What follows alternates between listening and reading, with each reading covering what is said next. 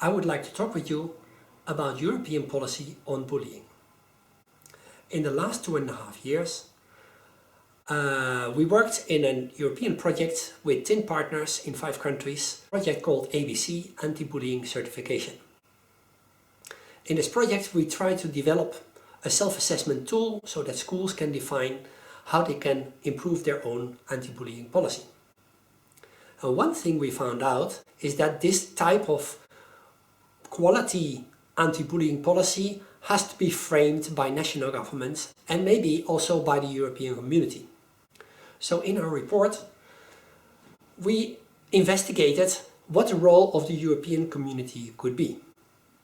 Now we found out that the European community thinks that they have nothing to say about education, because education is a sensitive issue that they think should be handled by national governments. But on the other hand, we also found out that violence and combating violence is a central objective of European policy. So anti-bullying in schools it's a little bit about schools, but it's also about violence. So when we're talking about violence, this is an issue that the European community could say something about, but we have to be very careful because they don't want to be messing with national policies on education. So what can we recommend the European community to do when they are so sensitive about education issues? We came up with 6 recommendations. The first recommendation is to do a review of what the European community has done until now. Because the European community has done hundreds of projects and many of them are on bullying in schools. But it's very unclear whether these projects were effective, if they had an influence, and even if new projects are kind of repeating what's happened in other projects, or if they are doing something new. So this is our recommendation.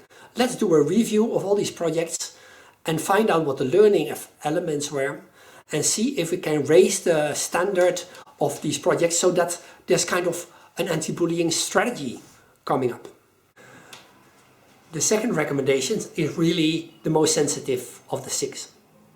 And this one is if the European community could consider making European guidelines on bullying and violence in schools. Now, guidelines is a very sensitive subject on the European level. So this is a little bit difficult, but at least they could consider if it would be possible, and if it would be possible, in what way it would be possible. The third recommendation is a campaign. The European Antibullying Netwotrk, which was one of the initiative takers for the ABC project, has already suggested years ago to have an annual anti-bullying day in Europe. This idea has not been taken over yet. And now we recommend that the European Committee is starting an annual European campaign against bullying, and an anti-bullying day could be part of that. Our fourth recommendation is to set up a clearinghouse. And clearinghouse means that you have a database where you collect all the good practices and bad practices that have been done in the area of bullying, so that schools, boards, teachers, national policymakers, everyone can find out what has been done and what works and what doesn't work. So knowledge is just more available than it is now. Our fifth recommendation is to make a European map of the country policies of every country. At the moment, we really don't have a view of how different countries do this. And it would also be very useful for countries' governments to see of each other what they are doing and be inspired by each other. The sixth recommendation has to do with the situation we are in Europe at the moment. We have a lot of discrimination, we have a lot of populism, and there's a lot of fear and anger and polarization. Now what we have found out is that bullying is not an isolated phenomenon in schools by a few students. Bullying often has a lot to do with discrimination. For example, homosexual people are more bullied than other people, and Roma are more bullied than other people, and immigrants are more bullied than other people. But also there are political parties that actually are bullying whole groups. So we are kind of in a situation where bullying is happening both in the classroom and on the national and even on the international level.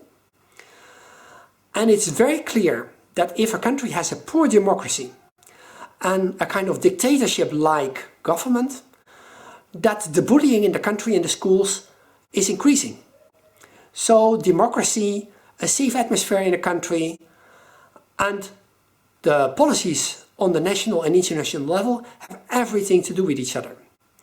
And we wonder if the European community is aware of this and has enough vision on it. So our final recommendation is that the European Commission makes clear where they stand on this relation between bullying and democracy. What do you think about this? Join us in the discussion. Go to gale.info/abc and find the links to the forum for our discussion and to the Facebook discussion page. Thank you.